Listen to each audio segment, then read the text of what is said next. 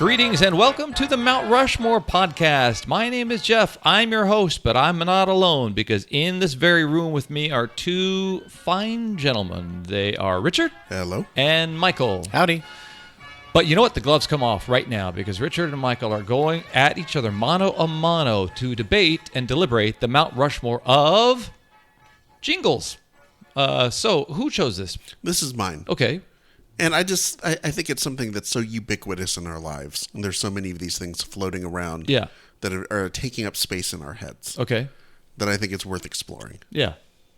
What, do you have jingles floating through your head? Is there sure. Jingle? Okay. Oh, sure. Yeah. Okay. I'm constantly have jingles that I'm singing to myself or something like that. Do you feel it's unfair that something as human and kind of unavoidable as our love for music and the beautiful melodies, that marketing and branding is kind of incepted into this as almost like a virus inside, and then that gets stuck in our heads? At least there's creativity to that. I appreciate that more than when you just take a classic song and you just slap it on a commercial. Yeah. And you try to associate that. Now that's the association that you have. Mm-hmm. Right. So I'm not considering those to be jingles. No, of course, yeah.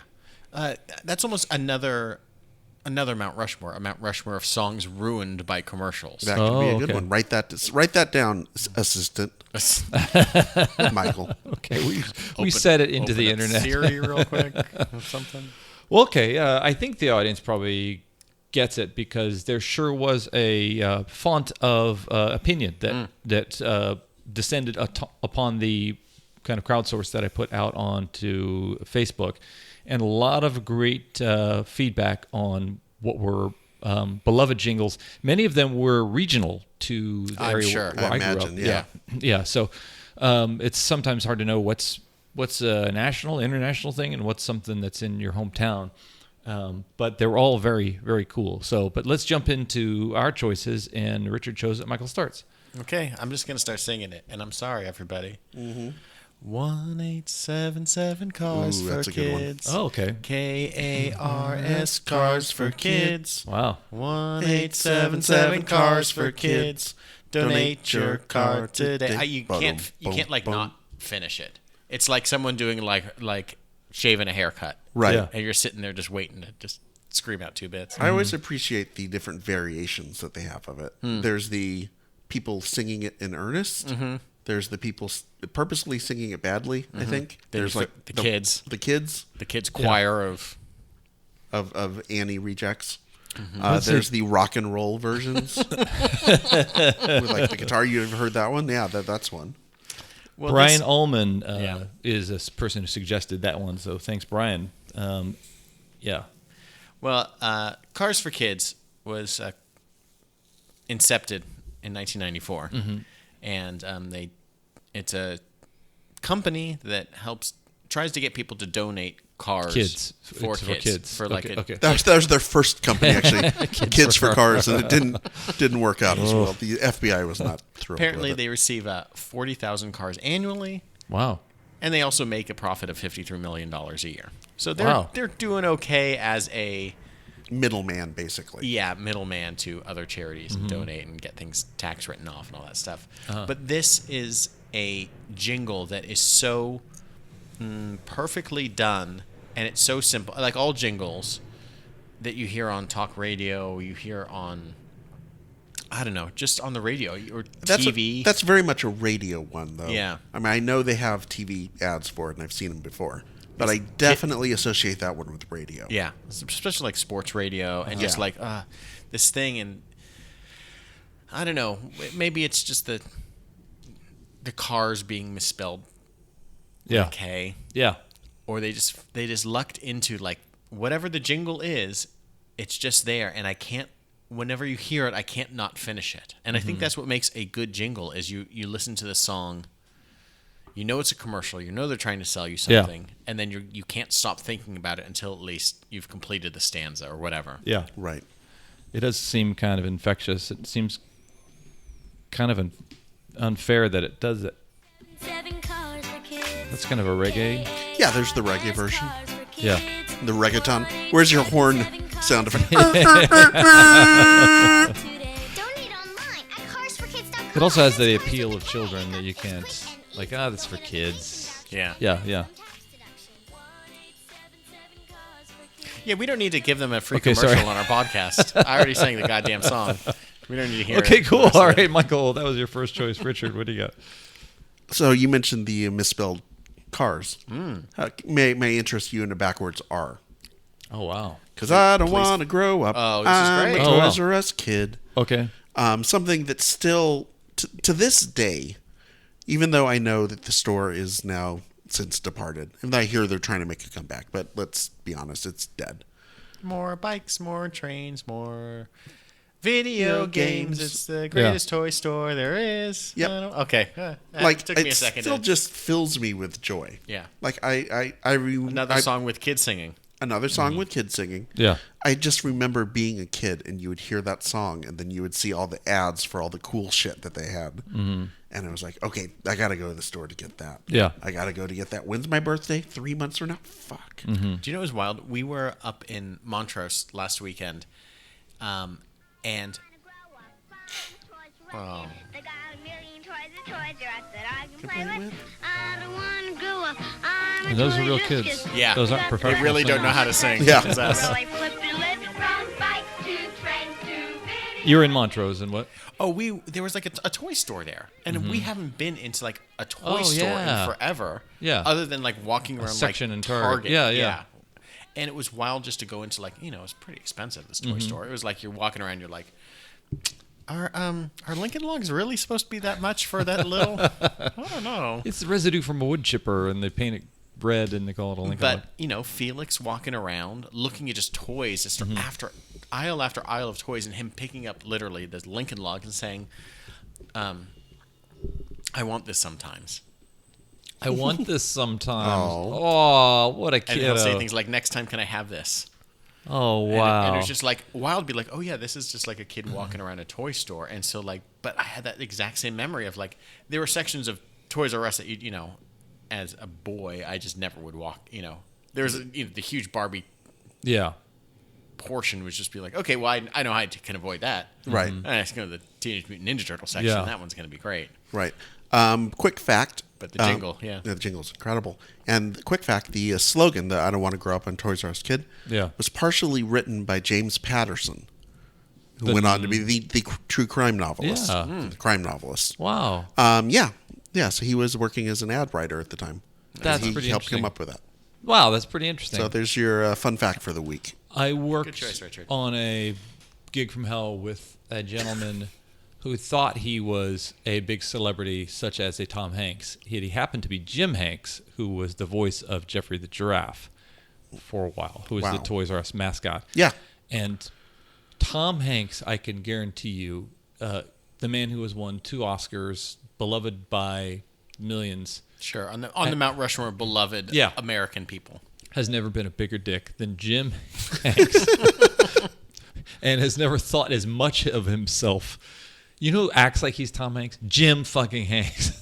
Because Tom sure doesn't act like that. Was there anything specific, or was it just general? It was douchebaggery? general douchebaggery. Do you know who I am? Yeah, those words actually come out of his mouth. Yeah. Do you Yikes. realize who I am? Yeah, you're Yeah. Tom Hanks' brother is what you are. Jeez. You wouldn't have this gig if it wasn't for... We just lost a listener. I bet a valuable listener. Okay. Yeah, we're not getting Jim Hanks on this show No, anytime we're not. soon. We're Probably not. not Tom either. Yeah. Or the Toys R Us people, because they're all out of jobs. Okay. What do you got, Winfield? My next choice is a regional one that you kind of mentioned. It's the Cal Worthington, Oh, yeah. yeah. also known as Pussy Cow. That's a ding, ding, ding, because people definitely mentioned Cal on here. So Kurt Well, Howard, my chiropractor, go see Cal, will If be you- burned into my brain forever. If you want a car or truck, go see Cal. Yeah. If you want to save a buck, go see Cal. Yeah.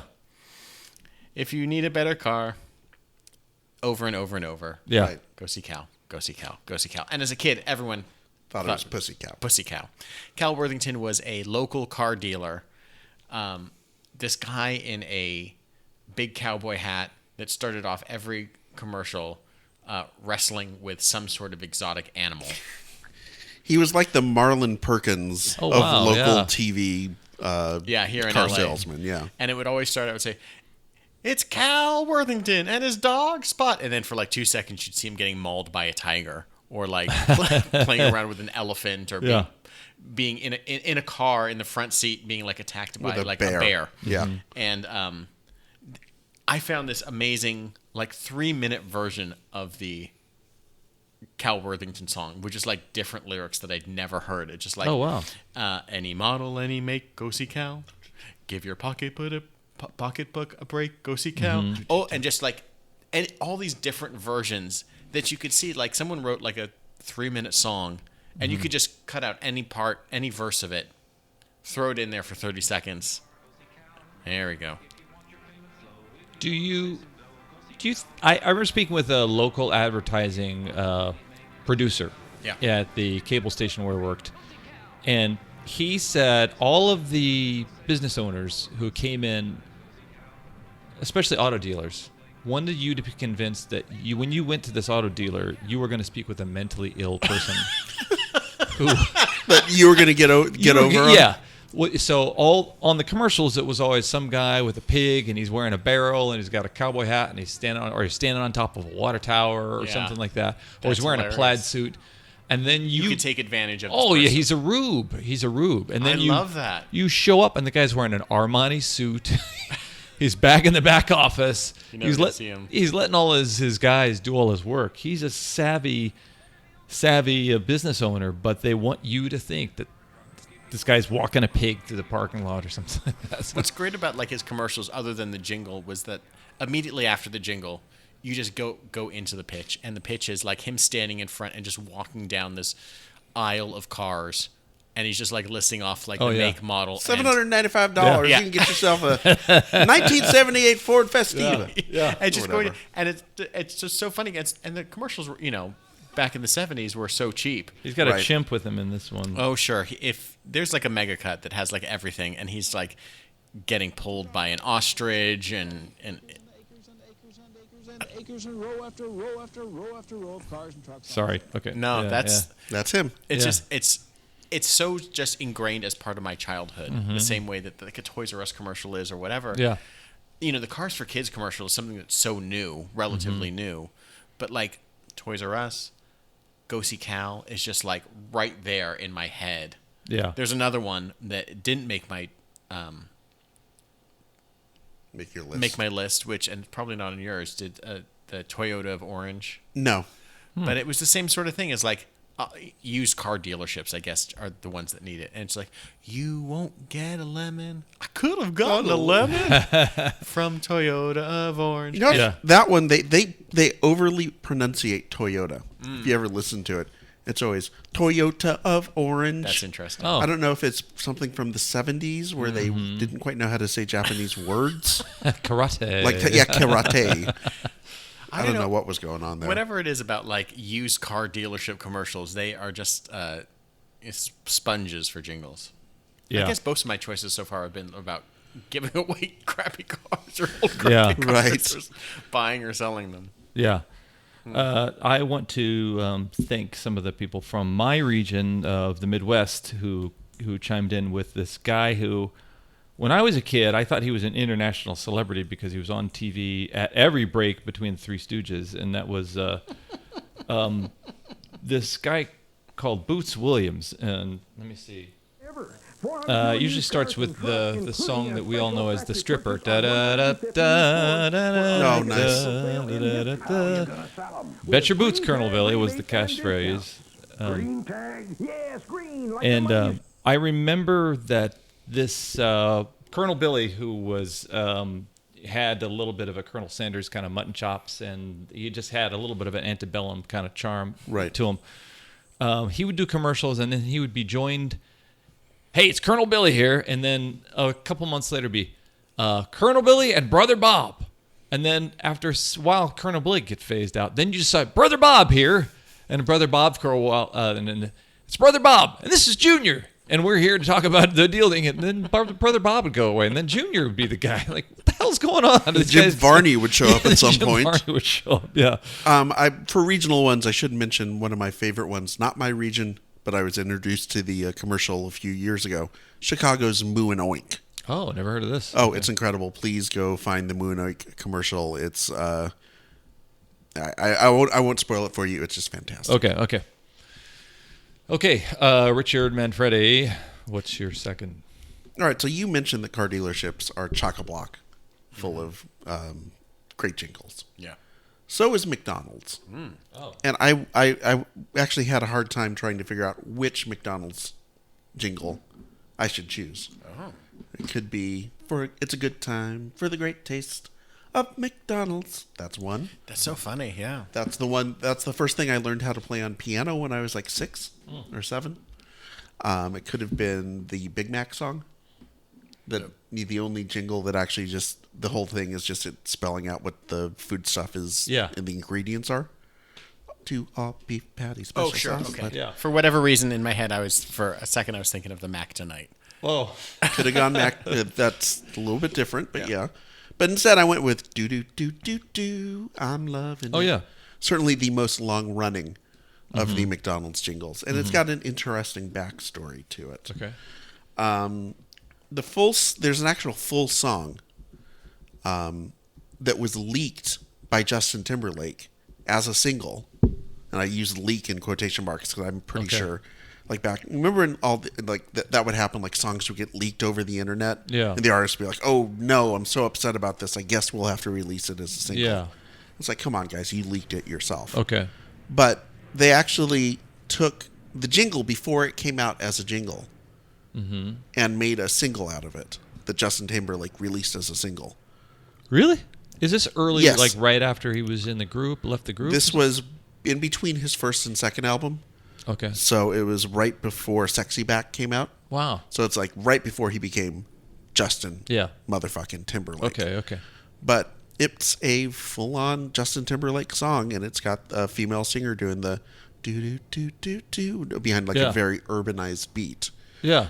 This certainly was the first McDonald's commercial to really, I think, target an urban sound. And it's interesting. There's one ad wizard, ad executive kind of historian who pointed out this is a rare example of a reverse engineering of a commercial jingle, where they actually released it as a popular song first, and then It comes use that to get into the public zeitgeist, and then release the jingle after that. Plenty of examples, and I'll get to one later, of the opposite happening. Yeah.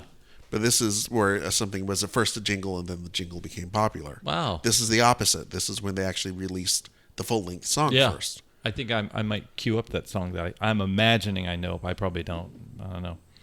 The song was called "I'm Lovin' It." It did not chart in the United States, but it made its way to number 15 in Ireland. Is that right? Yeah, because the Irish only release about 20 songs a week at any one time. So I think you're automatically in the top 20 if you just put a song. Oh, shit. Oh, my God. Yeah, that's the commercial. Yes. Or, Yep, that's it. wow. Okay, cool. What do you got, Winfield? Oh, we got our halftime. Okay. Okay. Hey, if you're loving it, to all beef patties of co-hosts, Richard and Michael, I'm the cheese in between. That's right. A little bit of Thousand Island dressing represented by It's Chef secret Hopkins. sauce, not Thousand secret Island, sauce. goddammit. It's Thousand Island. So go back into our grill area and try our French fries, and by that I mean past episodes.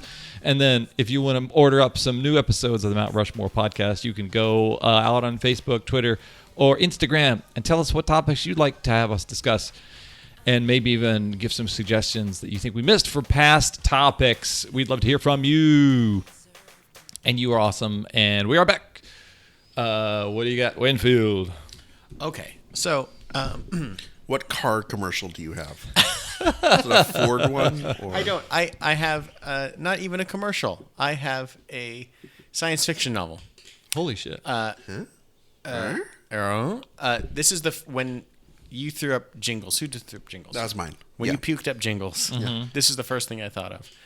There is an Alfred Bester novel called The Demolished Man, and it is 1950. blah, blah, blah novel, sci-fi novel about this man named Ben Reich, who's the owner of this company that's about to go bankrupt. And he's about to be bought out by, or he's in danger of being bought out by this other company. And so he proposes this merger. He's kind of paranoid. He's this crazy guy. It's like set, sci-fi, set in the future where ESP is kind of has kind of taken over society. There are like multiple levels of people that can read thoughts, like level 1 through level 10, whatever it is. Well, in the society, let me go back real quick. So he's so worried about like going bankrupt with his company that he proposes this merger to this other company, and the person accepts, but he's so paranoid he doesn't realize that they accept. So he devises a plan. He's like, "Oh my god, I'm going to kill this person." Well, this is a future where basically all murder has been eliminated for like the last 70, 80 years because ESP people that have these, extrasensory powers can read these thoughts. It's very minority report-ish. Yeah. Basically, they've eliminated murder because whatever murderous thoughts are kind of targeted or you can drive out. So he comes up with this elaborate plot that involves a jingle. And the jingle goes 8, sir, 7, sir, 6, sir, 5, sir, 4, sir, 3, sir, 2, sir, 1. 10, sir, said the 10, sir. 10, sir, said the 10, sir. Tension, apprehension, and dissension have begun. So this is this thing that this guy, and it's written by he goes to see an old jingle writer, an old songwriter, basically, to get him to write something that he can repeat in his head over and over and over to mask his actual murderous thoughts. Wow. And I thought, and as soon as you thought of this topic, I thought, I love this book. He wrote it. It's actually the first book to ever win a Hugo Award. Oh, wow. And I thought, this is exactly what a jingle is, something that you just run in your head to mask your murderous thoughts about your other podcast co-hosts. Yeah. Oh, shit. Okay. But it was just one of those things where it's just like the Cars for Kids, like whatever it is that's just in your head that you're just running over and over. You're thinking about it, but not thinking about it.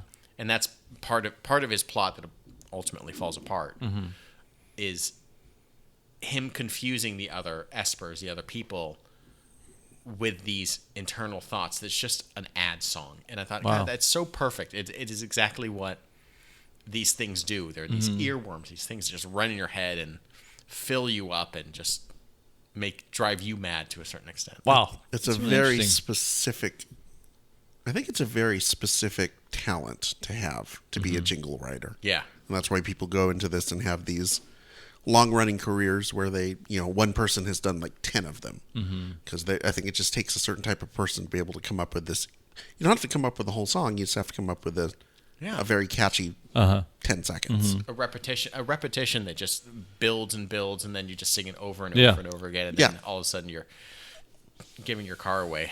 Yeah. I think, is it Barry Manilow, more prolific jingle guy? He wrote quite a few. Alfred Bester, too, was the guy that came up with the Green Lantern Oath. He was, in Darkest Day and Blackest Night. Oh, that's cool. Whatever the rest of it is. But I remember I read that years and years ago, being like, "Oh God, that's this guy that I really like," and to see that he has these little seeds of other rhyming things that just. Oh, that's cool. Yeah, that's cool. All right, Manfredi. So my third one is a jingle. I think in a little bit of a sideways way. It's the MDC Chimes. Oh, cool. That's great. And we all know what the MDC Chimes are. The bong, bong, bong. They were first developed in 1927 as 7 notes, but later standardized down to 3. They originally developed as like a cue so that engineers up and down the radio network would know that something else was coming up. Yeah. And over the years, it got transitioned from that to sort of an audio signature for NBC, to the point where in 1950 the Chimes Justin Timberlake did a version of it with his gramophone. NBC became the first purely audio service mark granted by the Patent and Trademark Office. Oh, that's cool. So they actually patented, and actually, I guess in that case, it would have been trademarked, the NBC Chimes. Yeah. And there's this actually came up this weekend. I was in Chicago. I was at the Art Institute, and I was actually getting walked around by one of the docents. And he said, "You want to know a little bit of trivia? Because we're there for a trivia tournament. Do you know what the notes of the NBC Chimes are? They're GEC because the company was General Electric Corporation." Oh, wow. Turns out that's not actually true. Oh. Well, I mean, they did own NBC at the time, but it turns out that it's just the chimes that they had to write the jingle on just happened to have a G, a C, and an E. Mm-hmm. That's just kind of how it came out. That's really interesting. But that's a fun story, though, so let's pretend that I never said anything about that. Okay. And they would... the announcers would actually play it by hand up and through like the 30s or the early 40s, I think. Yeah. Which would mean you'd get clang, clang, clang, guys hitting them badly and knocking them down and shit like that. So they actually invented almost like a music box type thing that would just play those three chimes. That's so cool. And it's been used in popular culture quite a bit. The three note. The three notes in that order. There's a song called "I Love You," Three Little Tones, that was from the 30s, but was sung on the fourth season premiere of Saturday Night Live. Yeah, that's where I remember it. Yeah. It was used by such artists as Albert Collins, the blues man. Ray Charles used it in his song "Let's Go Get Stoned" from his album "Crying Time," and Isaac Hayes used it in his song "Do Your Thing." Wow. So it's incredibly ubiquitous. I think it goes to show that a jingle can become an earworm and become something that is instantly recognizable and associated with something, even if it doesn't have lyrics. Sometimes all you need are three notes.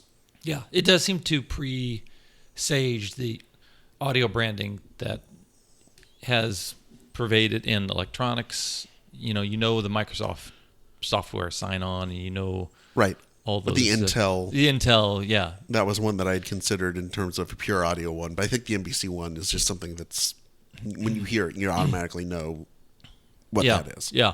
It's kind of fun that it's an offshoot of a technological function. It's kind of an air check to see, are we receiving the signal before we have our star start talking or the music start playing? We're going to make sure that you hear those tones. So the engineer who's down in the affiliate network could hear it and know that this means something is coming. Yeah, up. we got the thing. It started off as a purely functional thing, this utilitarian thing that wound up becoming the brand for NBC. I heard that's the 10 codes that police use, 1020, 1004, 1005.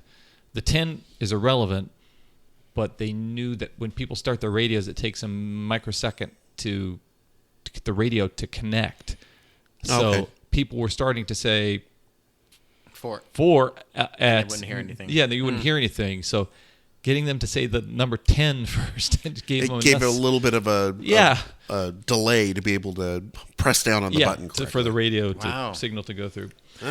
Winfield. Well, speaking of NBC, I have a jingle from a episode of Cheers. Oh, that's awesome. Where John Mahoney comes in. Before he's Frasier's dad, he plays a jingle writer named Cy Flembeck. Oh, that's great. Rebecca Howe comes in, seeing that another Gary's Old Town Tavern. Oh, those assholes at Gary. Yes, those the bar wars. They have a jingle for their bar, and she's like, "Well, we need one for Cheers." So she has like $200, and so she hires this guy wearing like a checkered suit to come in. And he comes in, and for $200, he sits down at the piano inside Cheers, and he's like, "I got a great one for you." And he's like, "I'll sing you the one for Fred's tune-up. Just listen to this." And he says, "Tune-ups is our game. FREDS. If you don't come here, it's a shame. FREDS." And of course, Frasier pops in and says, "Isn't that the song to Old McDonald?" He says, "When Old McDonald gives me $200, then it's Old McDonald's song." So he writes, so he's like, all right, I'll get one for you. And he says, "Beer and pretzels, that's our game, CHERS. If you don't come here, that's our game, CHERS." And so she's like, gets flustered. It's like, okay, you don't like that one? How about this?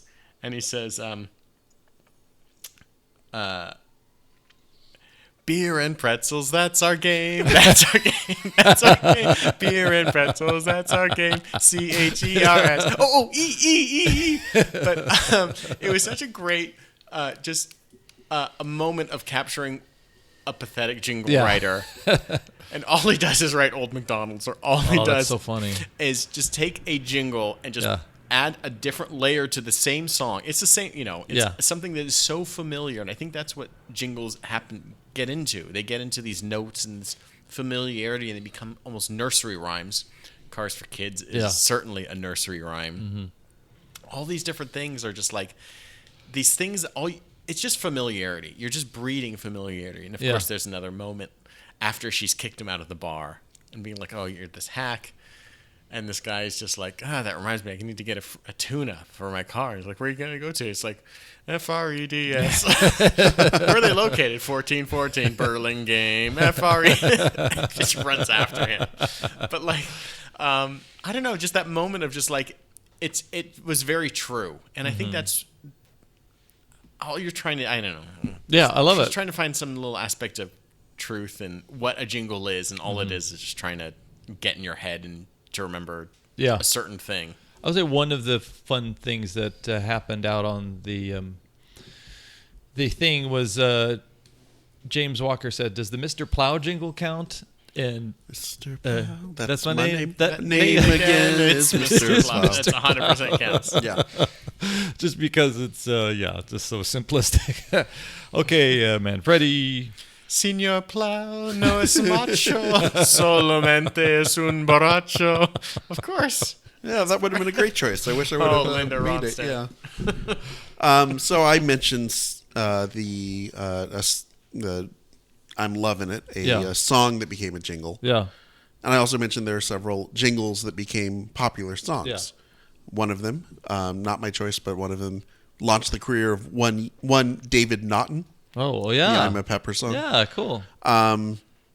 This one, I think, is probably the biggest hit jingle ever. Mm-hmm. It's I'd like to I'd like to teach the world to sing. Oh, cool. The Coca-Cola song. Cool. So iconic that it was the last thing that you heard in the finale of Mad Men. Yeah. When it's implied that Don Draper, in his yoga retreat, in a moment of serenity, comes up with the idea for this and is back in the game, baby.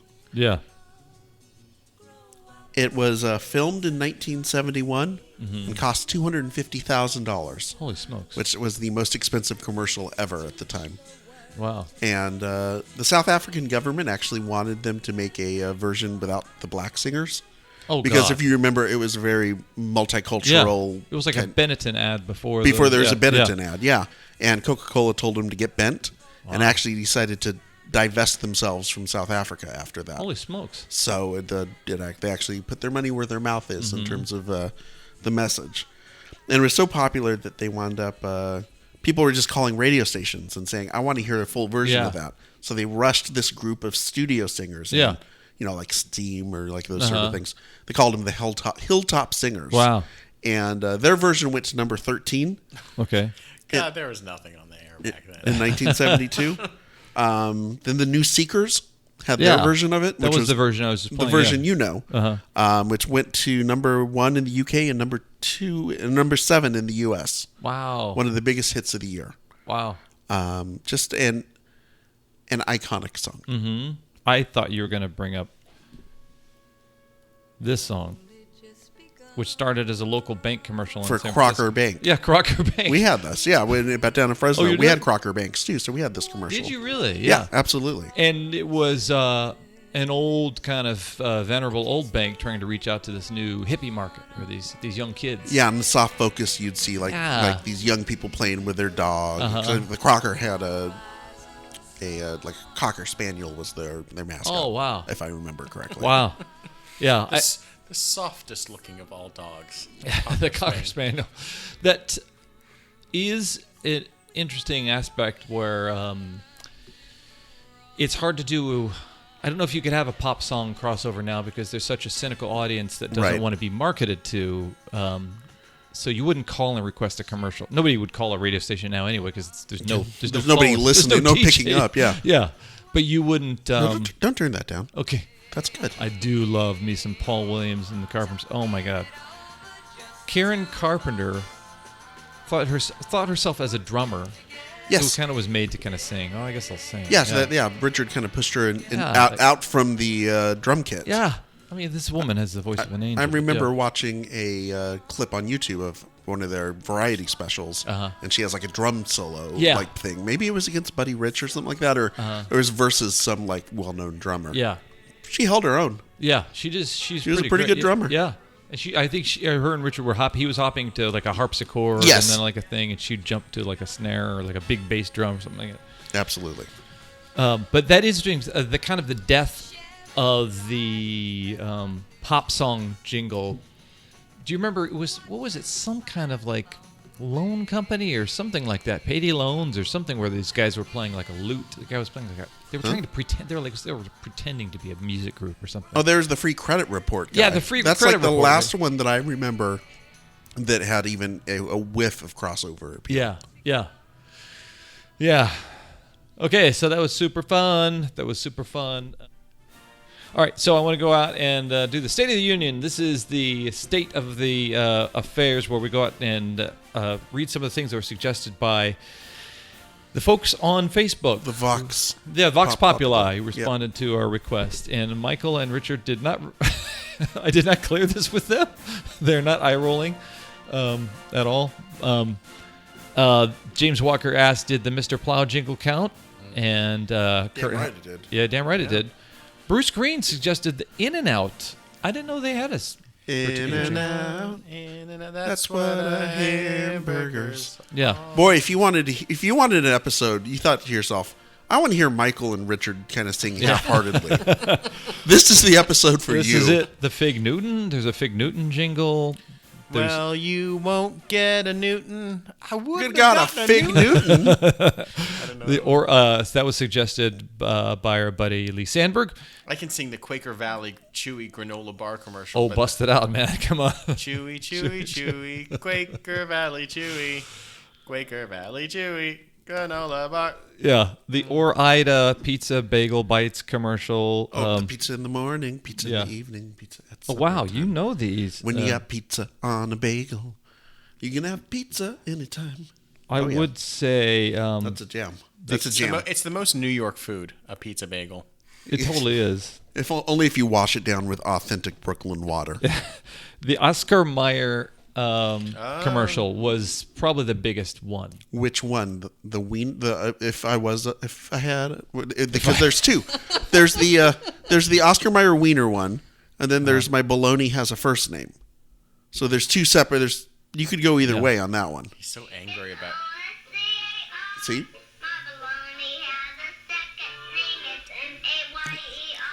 Okay.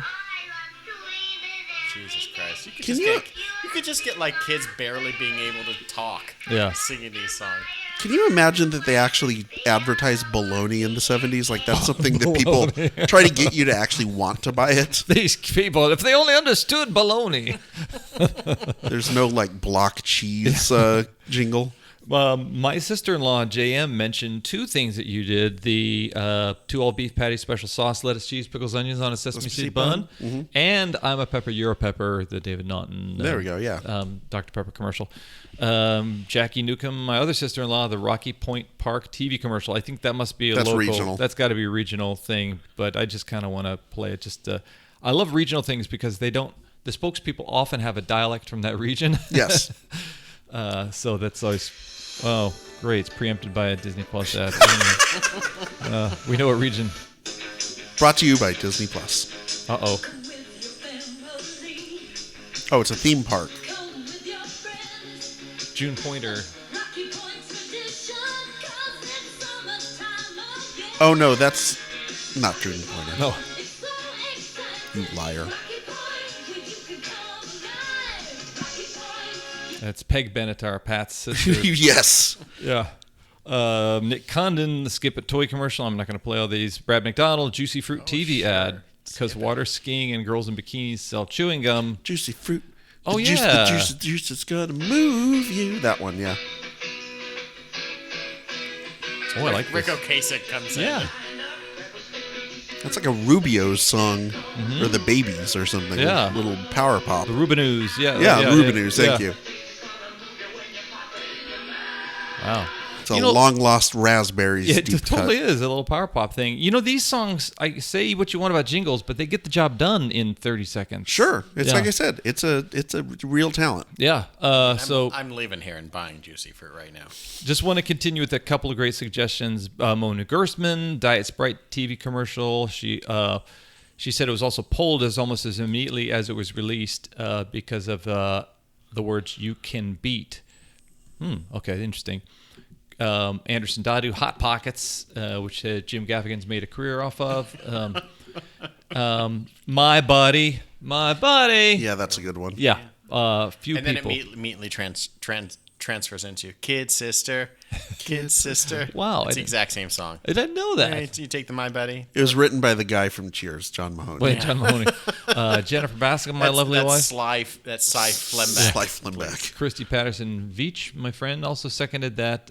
Bill Weingarter had some great regional ones that I'll have to put in the notes. But thank you to all those people who suggested. Did I have a fever dream that at one point there was a Corn Nuts one?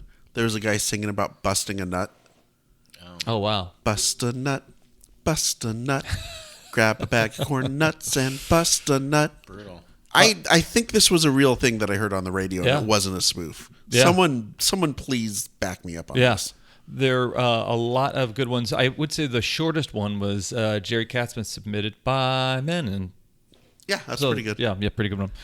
Okay, so let's go do our thing. I'll do my thing, and I'll pick some of these. And Totes just going on instinct. I really love the story that supported this. It makes me want to go watch some Cheers again. John Mahoney really messing up the canon of Fraser Crane by appearing as Cy Flembeck before he appears. That's like as when his father. Colonel Potter was on before he was Colonel Potter. Yeah.